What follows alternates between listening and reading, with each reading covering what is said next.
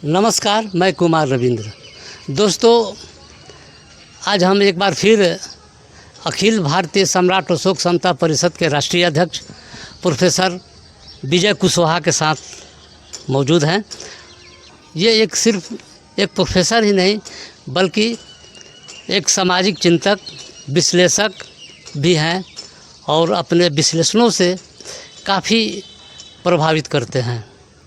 तो आइए एक बार हम फिर इनसे देश की जो मौजूदा हालात है, कई तरह के राजनीतिक परिघटनाएं हुई है और कई तरह के सामाजिक बदलाव भी नज़र आ रहा है, मैं इन्हीं सब मुद्दों पर इनसे चर्चा करने के लिए इनको आमंत्रित किए हैं। आइए आप भी इनसे ज़रा सुने कि क्या कहते हैं इन विभिन्न मुद्दों पर। सर नमस्कार। नमस्कार। आपको news channel KR news channel को भी बहुत बहुत धन्यवाद है। और मैं आपके सभी न्यूज़ को देखता हूं तो हमेशा सामाजिक मुद्दे को, समसामयिक मुद्दे को, राष्ट्रीय मुद्दे को, अंतर्राष्ट्रीय मुद्दे को आप अपने चैनल के माध्यम से लोगों तक पहुंचाने का काम करते हैं। ये भी एक राष्ट्रभक्ति का प्रतीक ही है कि आम आदमी की बात को आप पूरे देश में पहुंचाने का काम कर रहे हैं। बहुत बहुत धन्यवाद प्रोफेसर साहब।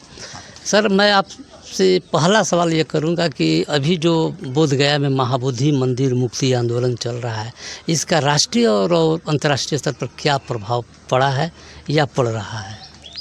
देखिए, सबसे बड़ी चीज़ है कि शायद हिंदुस्तान में एक ही जगह है, वो है बोधगया, जिस पर नज़र पूरे विश्व की रहती है।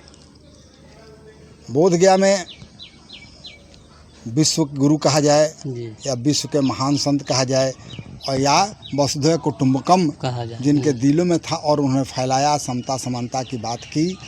दुख है, दुख का कारण है, निवारण है। वो संत विश्व गुरु का है, विश्व गुरु बुद्ध का ज्ञान स्थली है। और ज्ञान से उन्होंने अंधकार से विश्व को प्रकाशित किया, ज्ञान के प्रकाश से प्रकाशित किया और लोगों को आनंद की ओर जाने का मार्ग प्रशस्त किया। और उससे मुक्ति के लिए उस विचारधारा को मानने वाले, उनको पूजने वाले, उनको अपना मार्गदर्शक मानने वाले यदि लड़ाई लड़ रहे हैं कि उसमें ब्राह्मण, हिंदू कहकर के ब्राह्मण हमेशा खाल ओढ़ करके हिंदुओं को मूर्ख बनाते हैं। 4 ब्राह्मण रहते हैं, वर्ण व्यवस्था है हिंदुओं में, तो चारों वर्ण के लोग रहते, तो ब्राह्मण ही क्यों रहते हैं?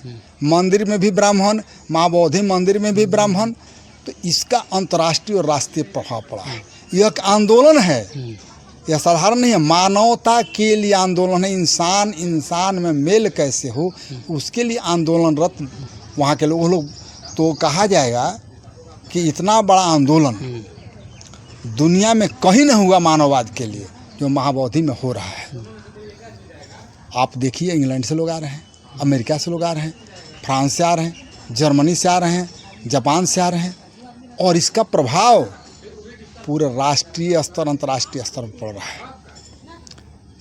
अभी 28 मई को स्वामी प्रसाद मौर्य उत्तर प्रदेश के, जैसा कि आप नाम सुने होंगे, जो ब्राह्मणवाद को लेकर काफ़ी एग्रेसिव रहते हैं, वो आ रहे हैं 28 तारीख को। क्या उसका भी कुछ असर पड़ेगा क्या? एकदम प्रभाव पड़ रहा है, वो तो आंदोलनरत हैं। मैं आदरणीय स्वामी प्रसाद मौर्य जी को धन्यवाद देता हूँ कि उन्होंने जाति विहीन समता और समानता के आधार पर समाज के निर्माण का युद्ध लड़ रहे हैं, युद्ध स्तर पर लड़ रहे हैं। मैं उनका पूरा समर्थन करता हूं। और बिहार में अभी जो चुनाव है उसका बहुत बड़ा प्रभाव पड़ने जा रहा है स्वामी प्रसाद मौर्य आने से। इसलिए कि हर लोगों के बीच में अभी आप देख रहे हैं, भाजपा का प्रदेश का मीटिंग था, उसमें कहा जाए कि वाम से जहर उगल रहा है। वाम से क्या करता है भाई? समता और समानता, वर्ण व्यवस्था, मनु स्मृति को नहीं मानता है, वो संविधान को मानता है। और जो संविधान को मानता है वो राष्ट्रभक्त है, और जो मनु स्मृति को मानता है वो देशद्रोही है, क्योंकि वो समाज समता और समानता की बात नहीं मानता, समाज को एक करने की बात नहीं करता। तो देशद्रोही कौन है? जो मनु स्मृति को मानता है। और मनु स्मृति को केवल ब्राह्मण मान रहे हैं, कोई नहीं मानने वाला है, क्योंकि उनका व्यवसाय है मनु स्मृति। सर हम आपको पूछे थे कि अंतर्राष्ट्रीय प्रभाव के बारे में। आप देखें पहलगाम जो घटना हुई, इतना 20 बमन मोदी जी कर चुके हैं दुनिया में कि अब कहीं इनके 20 बमन के लिए जगह नहीं है। पहलगाम में जो घटना हुई वो भारतीय नागरिक की हत्या हुई थी। ना कोई हिंदू था, न मुसलमान था, न सिख था, न जैन था, न ईसाई था। ये 20 बमन करते हैं, बिना देखे तुरंत बोल देते हैं। हिंदुओं की जात नहीं पूछा गया, इसलिए कि ब्राह्मण समाज को या जो अभी जो उच्च वर्ग के लोग हैं उनको जात पूछकर मारने का अधिकार संविधान दिया है क्या? मोदी जी दिए हैं। इसका मतलब कि जात पूछकर मारो, ये कौन सा राष्ट्रवाद है? इसलिए पहलगाम में आज तक जो मारा, यहाँ पर एक व्यक्ति आता है दिल्ली तो उसका चेक होता है, ट्रेन में चेक होता है, और मार कर कितना दूर चला गया आज तक पता नहीं चला कि पहलगाम तो यह तो कहा जाएगा गृह मंत्री, NSA और प्रधानमंत्री तीनों दोषी हैं और तीनों पर मुकदमा होना चाहिए कि आखिर आप राष्ट्र की सुरक्षा का आप जिम्मा दिया गया है तो आपने हिंदू मुस्लिम क्यों किया? राष्ट्र में तो सब है, मुसलमान भी मारा गया, एक ईसाई भी मारा गया, ये हिंदू मुस्लिम क्यों कर रहे हैं? हिंदू मुस्लिम का मतलब क्या है? क्या मतलब है? जब आरक्षण की बात आती है तो उस दिन हिंदू मुस्लिम घुस जाता है, हैं? जब यहाँ पर तेजस्वी के समय में, नीतीश कुमार जी के शासनकाल में जो तेजस्वी के चलते हुआ था 65% आरक्षण, तो उस दिन दिखाई पड़ा था कि ये दलित है, पिछड़ा है। और जब मार देश को बर्बाद करना है तो हिंदू मुस्लिम करते हैं। कभी भी भारत में हिंदू मुस्लिम करके सफल नहीं होंगे। अब समाज समझ चुका है, जितना नौटंकी था वो मोदी जी का, भाजपा का नीचे स्तर से ऊपर स्तर तक बेचैनी है कि बिहार देश में ज्ञान शिक्षा क्यों बढ़ रहा है? जो दलित हमारा गुलाम था आज वो लड़ने के लिए क्यों तैयार अपने अधिकार के लिए? मात्र लड़ाई हिंदू कह करके यही है। मुसलमान से कहीं लड़ाई का मामला नहीं है। वो मेरे भाई हैं, वो मेरे बंधु हैं, वो भी राष्ट्र के हैं। धर्म से कोई राष्ट्र नहीं बनता है, राष्ट्र धर्म नहीं बनता है, इसलिए धर्म अलग है और राष्ट्र अलग है। पहलगाम में जो सीज फायर जो हुआ, इसके बाद एक दोषी तो पकड़ा नहीं गया। सीज फायर ट्रंप के माध्यम से हुआ। एक भी भारत के पक्ष में कोई राष्ट्र खड़ा नहीं हुआ। वह कारण है कि महाबोधि आंदोलन में जो अंतर्राष्ट्रीय मुद्दा था, जो हमारा विदेश नीति था, भारत सरकार और बिहार सरकार ने मिल करके पंचशील को समाप्त कर दिया। इसके चलते न बौद्ध देश खड़ा हुए, न जैन खड़ा हुए, न कहा जाएगा कि कोई ईसाई, न इस्लाम देश, कोई भी खड़ा नहीं हुआ। कहने का मतलब यह है कि भारत पाकिस्तान का जो अभी मामला हुआ तो इसमें कोई देश सामने नहीं आया। तो इसका मतलब कि क्या ये बौद्ध महाबोधि मंदिर जो आंदोलन चल रहा है उसका एक प्रभाव है? जब जब मनुवादी सत्ता में आएंगे तब तक भारत का विदेश नीति का पतन होगा और देश गुलामी की ओर चला जाएगा। यह गुलामी का प्रतीक है कि एक भी आपका दोस्त खड़ा नहीं हुआ। जो ट्रंप को, अब की बार ट्रंप सरकार, वो भी खड़ा नहीं, वो भी तो उल्टा बोल दिए और लगातार मोदी जी को बेइज्जत कर रहे हैं। ये क्या तरीका है? मोदी चुप क्यों है? मोदी चुप है इसलिए इनके, ये तो पागल आदमी है। और क्या चाहिए मनुवादियों को? आरएसएस को चाहिए कि विद्वान व्यक्ति नहीं चाहिए। आरएसएस को नेहरू जैसा, इंदिरा जी जैसा, बीपी सिंह जैसा, चौधरी चरण सिंह जैसा विद्वान व्यक्ति नहीं चाहिए। इनको पागल चाहिए, राजा के रूप में या सत्ता के रूप में। कि जो हम चाहे वो बुलवाएं। हाँ, जो चाहे बुलवा दें। वैज्ञानिक बात बुलवाएं, वैज्ञानिक बात ना बुलवाएं। सुने होंगे मोदी जी एक बड़ा दिलचस्प बात बोल दी। अभी तक हम लोग बचपन से या तमाम लोग जानते हैं कि हमारे रगों में खून बहता है और मोदी जी के शरीर में गरम सिंदूर बहने लगा।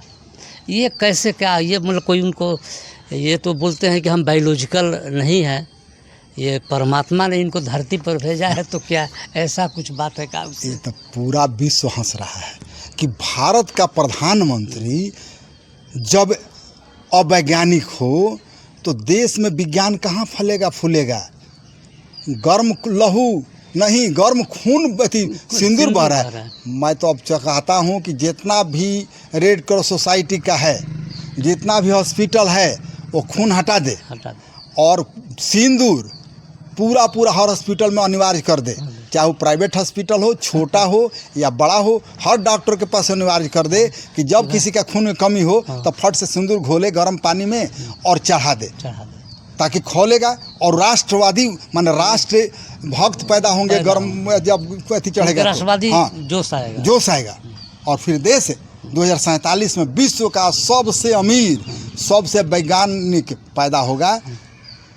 यही तो है मोदी जी का। कभी कहते हैं कि मेरे लहू में, हम गुजराती हैं, मेरे रगों में खून नहीं पैसा बहता है। कभी कहते हैं कि क्या कहा जाए, जो माँ को अपने बेइज्जत कर सकता है, जिसके कोख से पैदा लिया हुआ आदमी जब माँ का नहीं हुआ वो धरती माँ का नहीं होगा, और जो धरती माँ का नहीं होगा वो राष्ट्र का क्या होगा, देश का क्या होगा। हाँ भाई, वो तो बात सीधे बोल दिए कि हम बायोलॉजिकल नहीं हैं, हमको परमात्मा ने ऐसा किया, तो अपने माँ को एक तरह से बेइज्जती की है। और तो आरएसएस वैसे ही आदमी को बैठाएगा ना, आरएसएस वैसे ही आदमी को बैठाएगा कि 21 बार क्षत्रियों का विनाश कर दिए, लेकिन बोलना नहीं है, पता नहीं कौन विनाश कर दिया, कैसे मार दिया, पता नहीं है। तो ऐसे नॉन बायोलॉजिकल लोग ही इस व्यवस्था में देवी देवता बने हुए हैं।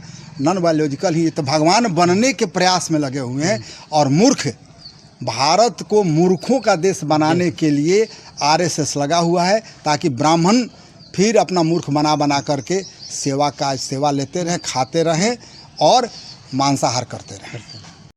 दोस्तों नमस्कार। इस न्यूज़ चैनल में संविधान के दायरे में हमेशा जन सरकार के मुद्दे उठाए जाते हैं, इसलिए सब अधिक से अधिक सब्सक्राइब करें। इसमें व्यक्त विचार वक्ताओं के होते हैं, उससे चैनल को कोई लेना देना नहीं होता। धन्यवाद। सर, अभी एक और नया बखेड़ा पर आ गया है। हमारे संविधान निर्माता बाबा साहेब भीमराव अंबेडकर जी की प्रतिमा मध्य प्रदेश हाई कोर्ट में लगनी थी, और वहाँ एक बार संघ, हाई कोर्ट बार संघ के कोई अध्यक्ष है, पूर्व अध्यक्ष रहा है अनिल मिश्रा, उसने इसको विरोध किया। मूर्ति बनकर आ गई, लगने जा रही थी, उसका सब चीज़ प्रक्रिया में हो गई, व्यवस्था हो गई थी। इसके बाद ये लोग जो है मूर्ति को वापस जाना पड़ा इनके विरोध के कारण। इस पर आपकी क्या राय है? सबसे बड़ी चीज़ है कि जिसने संविधान लिखा, बाबा साहब ने संविधान लिखा, ये भाजपाई आरएसएस वाले हम कह सकते हैं ब्राह्मण केवल दोषी हैं और कोई हिंदू दोषी नहीं है। ये हिंदू के नाम पर ये कलंक है। ये लोग चाहते हैं कि मनु स्मृति लिखने वाले मनु महाराज कैसे आ जाएंगे। बाबा साहब उनको खटकते हैं, चाहे अटल जी हों और चाहे मोदी जी हों। मोदी जी को तो लगा दिया गया तो बुर्बक आदमी को। मोदी जी महामूर्ख जैसा बात करते हैं। इनको क्या मतलब है राष्ट्र से? इनको राष्ट्र से मतलब नहीं है, इनको सत्ता से मतलब है। और बाबा साहब का मूर्ति नहीं लगेगा तो किसका लगेगा? हमारा आपका लगेगा। अनिल मिश्रा का तो जो प्रैक्टिस करता है उस पर रोक। जो बाबा साहब का मूर्ति लगाने का विरोध है, नियम बन जाना चाहिए।